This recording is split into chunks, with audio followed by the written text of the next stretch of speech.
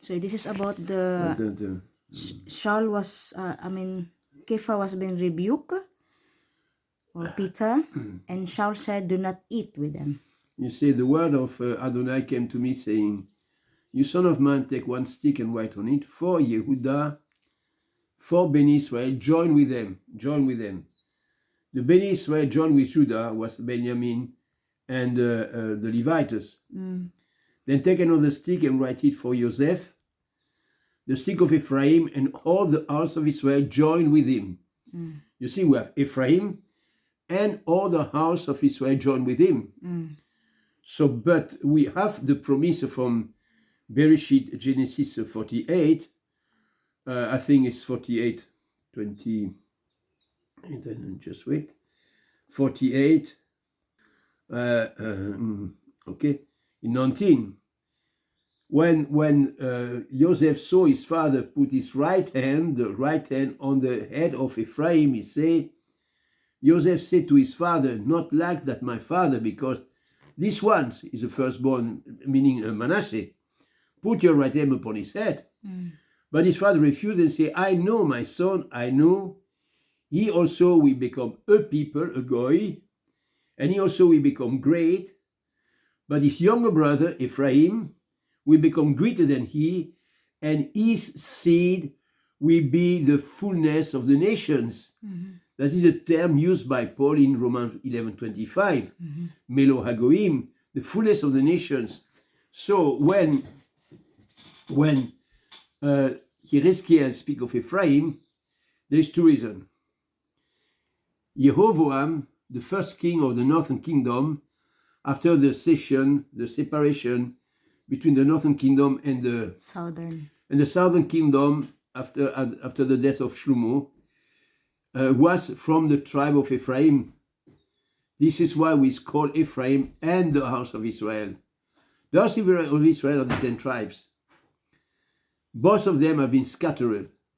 Ephraim has become a multitude of nations. That is these people. They are not pagans per se. They have been paganized, but they are not pagans per se.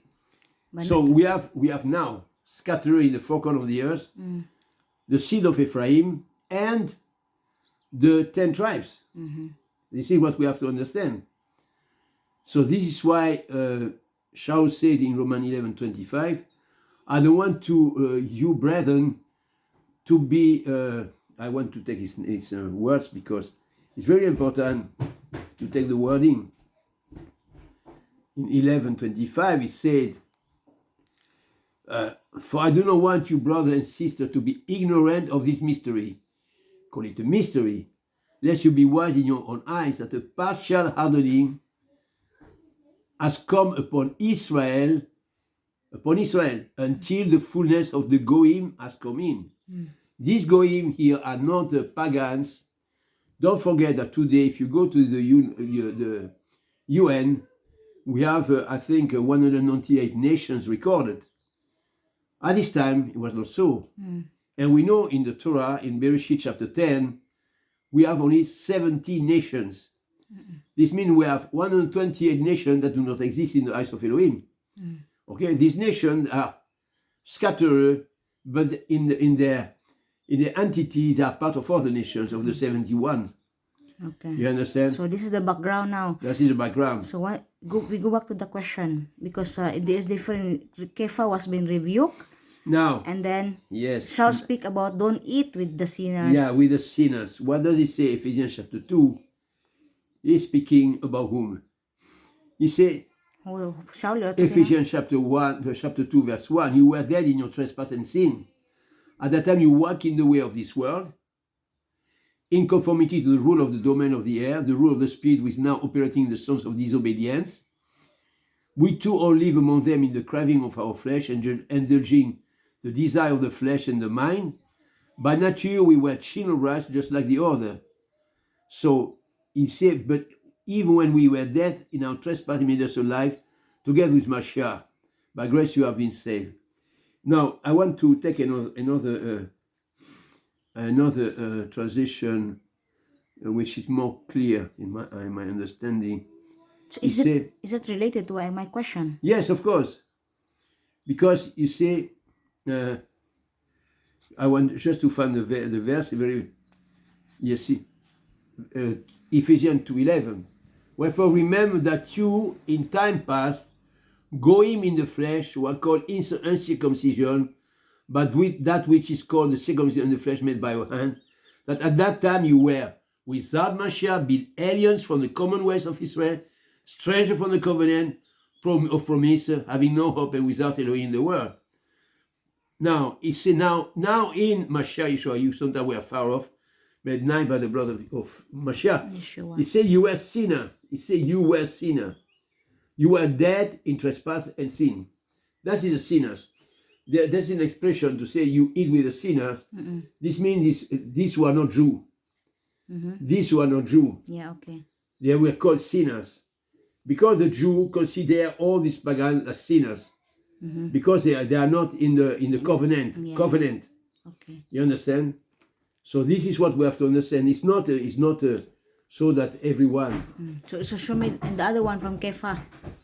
Kepha is in Galatians. And he was eating with the... Yeah, Galatians, I don't remember. Chapter 2. No, it was from the... He was eating with the... I don't remember that. Wait. Yeah, here.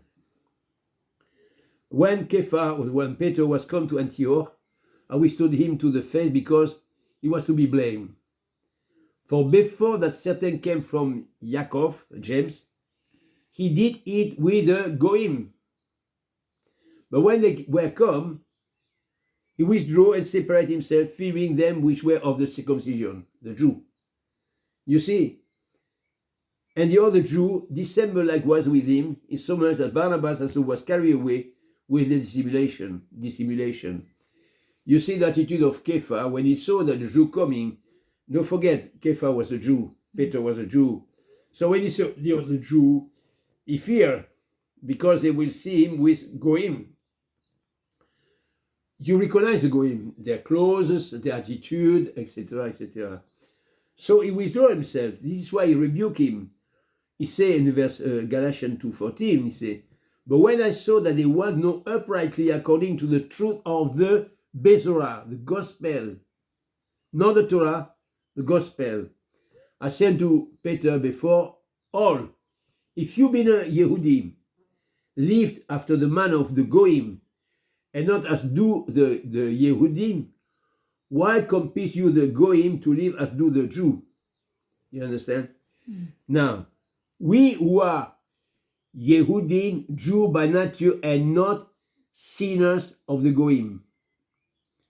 You understand? The Goim were considered sinners. What is sinners? Transgression of It's a Torah. transgression of the Torah. So people who don't walk in the Torah. We know the process, okay? According to Act 15, those returning to the Torah do not have to embrace everything in one time. They embrace the Torah step by step. As they grow in understanding, they will embrace. There are 4 regulations for those who come in the Torah, Act 15. You must read this chapter. And it's Yaakov who explained that. We don't put burden on them. Kepha said even ourselves we were not able to keep it. So don't put burden on those who from the Goim who return. This is what is important to understand. Act 15. He say in Act 15:10, now therefore why tempt you Elohim to put a yoke upon the neck of the disciple, which neither our father nor we were able to bear. But we believe that through the chesed, the grace of the Master Yeshua Mashiach, we shall be saved even as they. Then all the multitude kept silence and gave audience to Barnabas and Paul, declaring what miracle and wonders Elohim has wrought among the Goim by them. You see? And then he goes on, he explains, and so on. And they say, here he say, Yaakov is speaking, he say, wherefore my sentence is that we trouble not them from among the Goim. Remember Goim? It's not everyone.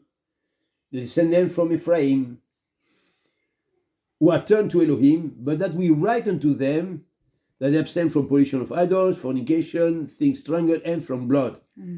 For Moshe of all time, as in every city, them that preach him, being read in the synagogue every Shabbat day. So how about Yeshua? What? Yeshua was eating with the sinners. No, but it was sinners. It was in before the resurrection. It was the sinners were people from they call them sinners that were Jew. Jew follow the Romans rules. Okay. You understand? It's a big difference. It's important The context. the history. Huh? Yeah. The context is important because here we have, when we read the book of Acts, we have two things that we have always to have in mind. When we read the word of Yeshua, we have to understand it is before the resurrection, very few after the resurrection. Before the resurrection, okay? So the context is totally different. When we read all the epistles, from Shaul, from Yohanan, from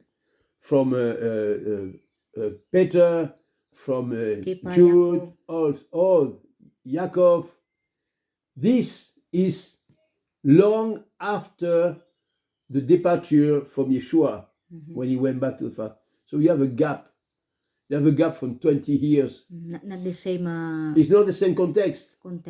It's not the same context. Sometimes we have the tendency to put that today. Yeah, we read a book like, chapter 1, chapter 2, chapter 10. Then we relate and we go on. No, we have the background. We have to take in account the historical context. Yeah, historical and the geographical. Geographical content. Especially because we know that Yeshua was, many times he was walking in Galilee. It is the northern kingdom. And he went back to Jerusalem for the feast. But those from the feast consider themselves superior to those from Galilee.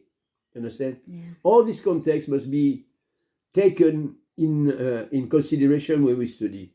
Okay. If we ignore it, well, it's an open door for misinterpretation. Yeah, misinterpretation. You make your own understanding.